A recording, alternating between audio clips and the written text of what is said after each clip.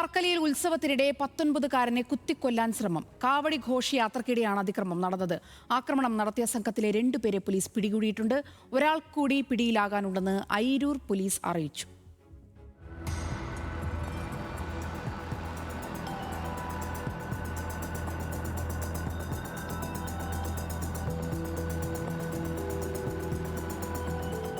വർക്കലയിൽ കാവടി ഘോഷയാത്രക്കിടെ യുവാവിനെ കുത്തിക്കൊല്ലാൻ ശ്രമിച്ച കേസിലെ 2 പ്രതികളാണ് അയിരൂർ പോലീസിന്റെ പിടിയിലായിരിക്കുന്നത്.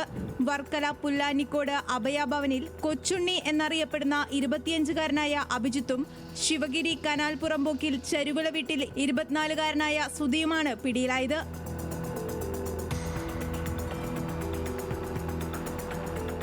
ശിവഗിരി ശാരദാഗിരി റോഡിൽ സോമാമൃതം വീട്ടിലെ 19കാരനായ സോമകൃഷ്ണയാണ് ആക്രമണത്തിൽ ഗുരുതരമായി പരിക്കേറ്റ് ചികിത്സയിൽ കഴിയുന്നത്.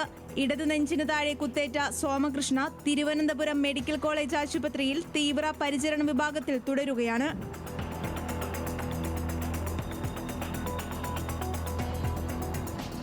ഏപ്രിൽ 24-ന് രാത്രി 9 മണിയോടെ വർക്കല ചാവർക്കോട് ക്ഷേത്രോത്സവത്തോടനുബന്ധിച്ച് നടന്ന കാവടി ഘോഷയാത്രക്കിടെയായിരുന്നു 19കാരന് നേരെ ആക്രമണം നടന്നത്.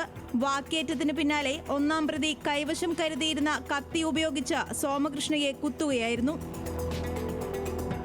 കുത്തേറ്റ 19കാരന്റെ ആന്തരികാവയവങ്ങൾക്ക് ഗുരുതരമായി പരിക്കേറ്റു.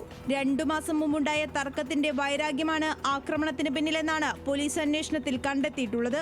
കൊലപാതക ശ്രമത്തിന് ശേഷം ഒളിവിൽ പോയ പ്രതികൾക്കായി തിരച്ചിൽ ശക്തമാക്കിയതിനിടെ 2 പേർ സ്റ്റേഷനിലെത്തി കീഴടങ്ങി.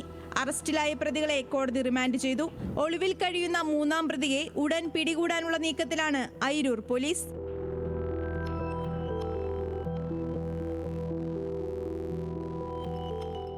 ന്യൂസ് മലയാളം, തിരുവനന്തപുരം.